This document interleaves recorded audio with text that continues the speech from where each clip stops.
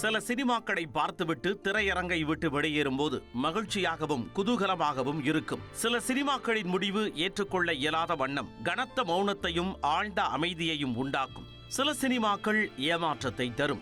அதே நேரம் சில சினிமாக்கள் நம் கண்களை கனநேரம் ஈரமாக்கி ஒருவித புத்துணர்வை அளிக்கும்.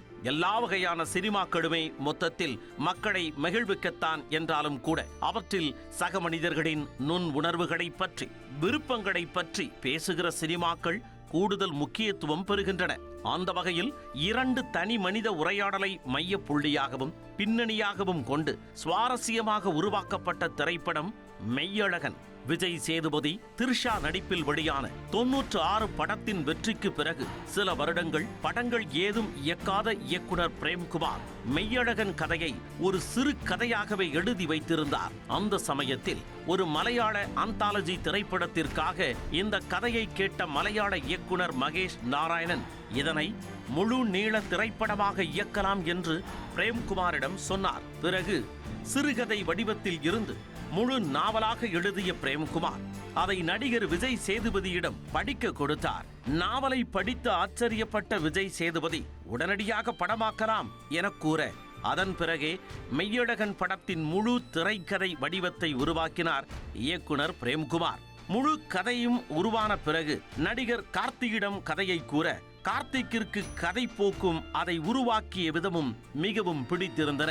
உண்மையில் முதல் படத்தில் கவனிக்கப்படக்கூடிய படைப்புகளை கொடுக்கும் அறிமுக இயக்குனர்களுக்கு அதிக முக்கியத்துவம் கொடுப்பவர் கார்த்தி. அதனால் மெய்யழகன் கதையையும் இயக்குனர் பிரேம்குமாரையும் ஆழமாக நம்பிய கார்த்தி படம் உருவாவதற்கான மிக முக்கியமான காரணிகளில் ஒருவராக அமைந்தார். கார்த்தியின் மூலம் சூர்யா தயாரிப்பாளராக கதைக்குள் வர அங்கிருந்து மெய்யழகன் திரை வடிவம் பெற தொடங்கியது.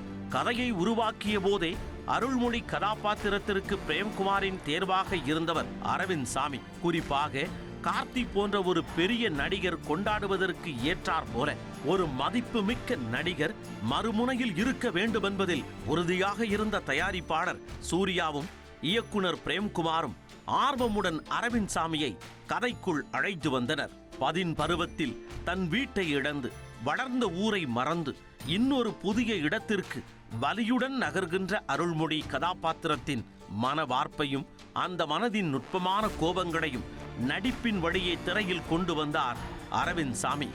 எண்ணற்ற கிளிகளுக்கு உணவு கொடுக்கின்ற காட்சியில் தொடங்கி அடுத்தடுத்து வருகின்ற ஒவ்வொரு காட்சியிலும் ஒரு மெல்லிய நகை உணர்வுடன் அற்புதமாக ஸ்கோர் செய்தார் அரவிந்த் சாமி. திருமணத்திற்கு கிளம்பி செல்லும் போது அவருக்கும் ஜெயப்பிரகாஷுக்கும் நடக்கின்ற உரையாடலில் இளையோடுகின்ற மெல்லிய நகைச்சுவை அரவிந்த் சாமி வருகின்ற பெரும்பாலான காட்சிகளில் இடம்பெற்றிருக்கும்.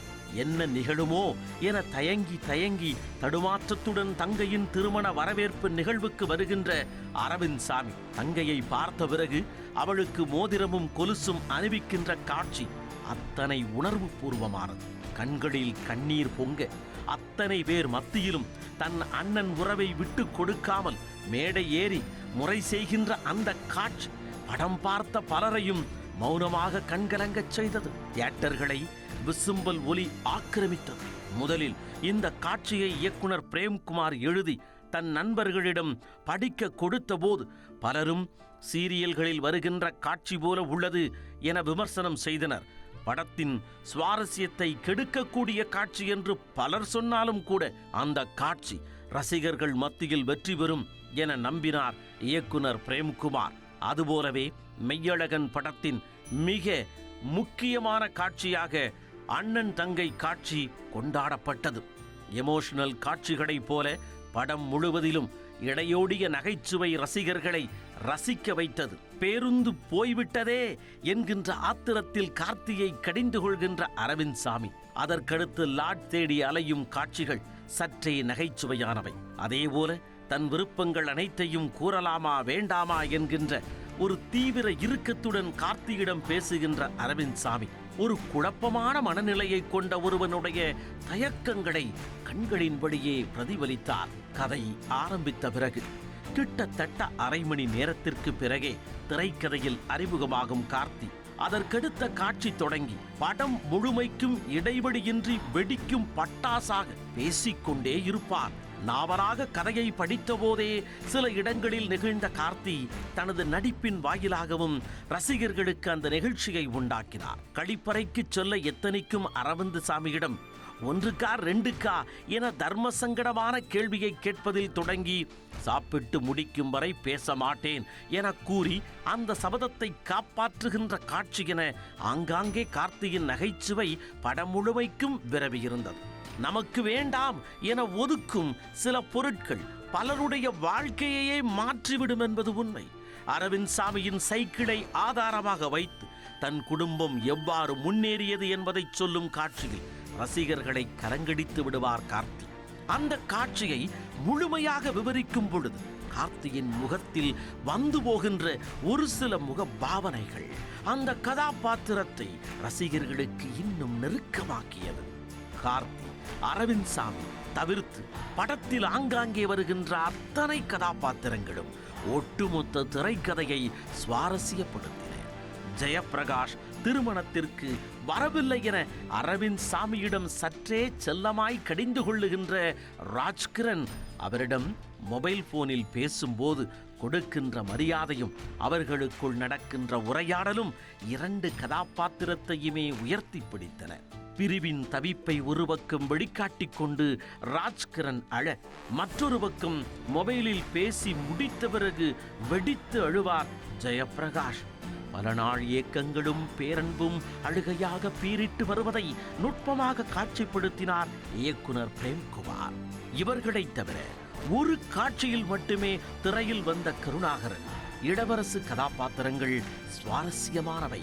பேருந்தில் ஒரு நடத்துனருக்கும் பயணிக்கும் நடக்கின்ற வெகு இயல்பான வெகுழித்தனமான உரையாடலை கண்முன் கொண்டு வந்து நிறுத்தியது அந்த காட்சி. கல்யாண மண்டபத்தில் கார்த்தியுடனான நகைச்சுவை உரையாடல்களில் ஸ்கோர் செய்தார் இளவரசு. அவர்கள் இருவரின் கதாபாத்திரங்களுமே திரைக்கதையில் எந்த மாற்றத்தையும் உருவாக்காது. ஆனாலும் அவர்களின் திரை ஆளுமையும் கதாபாத்திர வார்ப்பும் காட்சிகளுக்கு வலு சேர்த்தன. முழுக்க முழுக்க ஆண்களை மட்டுமே மையப்படுத்தி நிகழ்கின்ற கதையில் ஆங்காங்கே ஒளிருகின்ற பெண்களின் கதாபாத்திரங்கள் மெய்யழகன் படம் மேலும் ஒளிர்வதற்கான முக்கிய காரணிகள். குழப்பமான மனநிலையில் புலம்பிக் கொண்டிருக்கும் அரவிந்த் சாமியை கைபிடித்து தேற்றுகிற பெண்ணாய் ஒரு சில காட்சிகளில் மிளிர்ந்தார் தேவதர்ஷினி. வீட்டை வாங்குவதற்கான உரையாடல்கள் நிகழ்கின்ற தருணத்தில் சொந்த வீடு கனவு நனவாக போகிறது என அவருக்குள் வருகின்ற உற்சாகம் ரசிக்கத்தக்கது. இயக்குனர் பிரேம்குமாரின் 96 படத்தில் விஜய் சேதுபதியின் தோழியாக காட்சிகளை கலகலப்பாக்கிய தேவதர்ஷினியின் இன்னொரு பரிணாமம் மெய்யழகனில் வெளிப்பட்டது. அரவிந்த் சாமியின் முறைப்பெண்ணாக ஒரு காட்சியில் வருகின்ற இந்துமதி மணிகண்டன் தன் ஆற்றாமையையும் அன்பையும் ஒரு சேர வெளிப்படுத்துகின்ற காட்சி ரசிக்கத்தக்கது. குறிப்பாக திருமண மண்டபத்தில் அரவிந்த் சாமியை நோக்கி ஓடி வந்து அவர் பேசுவதாகட்டும், தன் ஆதங்கத்தை கொட்டுவதாகட்டும், அரவிந்த் சாமியிடம் விடைபெற்றுக் கொண்டு கிளம்பி சென்று திரும்பவும் வந்து அரவிந்த் சாமியின் தோளை வருடிவிட்டு செல்வதாகட்டும், எல்லாமே உணர்வு பூர்வமான காட்சி. சமீப நாட்களில் தமிழ் படங்களில் நடிப்பதை குறைத்துக் கொண்ட ஸ்ரீதிவ்யாவுக்கு ரீஎன்ட்ரியாக அமைந்தது மெய்யழகன். முதலில் தங்கை கதாபாத்திரத்திற்குத்தான் ஸ்ரீதிவ்யாவை அணுகினார் பிரேம்குமார். பிறகு ஒரு சில காரணங்களால் கார்த்தியின் மனைவி கதாபாத்திரத்திற்கு தேர்வு செய்யப்பட்டார் ஸ்ரீதிவ்யா. அத்தானை கண்டுகொண்ட மகிழ்ச்சியில் தன் கணவன் செய்யும் அலப்பறைகளை அன்பாக பொறுத்து கொள்ளுகின்ற ஸ்ரீதிவ்யா அதனை ரசிக்கவும் செய்வார். ஸ்ரீதிவ்யாவை மறந்தே போன தமிழ் ரசிகர்களுக்கு மெய்யழகனில் அவரது வருகை கோடை மழை போன்ற கொண்டாட்டமாக அமைந்தது. ஸ்ரீதிவ்யாவுக்கு பிறகு தங்கை பாத்திரத்திற்கு தேர்வானவர் சுவாதி கொண்டே. ஒரே ஒரு காட்சி என்றார் தன்னுடைய நெகிழ்ச்சியான நடிப்பின் மூலம் அந்த காட்சி முழுவதிலும் சிறப்பான நடிப்பை வெளிப்படுத்தினார். அண்ணன் கொலுசு போடுகின்ற வேளையில் மனமுருகி கண்ணீர் விடுகின்ற காட்சியில் பல தங்கைகளை கண்முன் கொண்டு வந்து நிறுத்தினார் சுவாதி. 96 பாடல்கள் கொடுத்த மிகப்பெரிய அடையாளத்திற்கு பிறகு 2வது முறையாக பிரேம்குமாரோடு இணைந்தார் இசையமைப்பாளர் கோவிந்த் வசந்தா.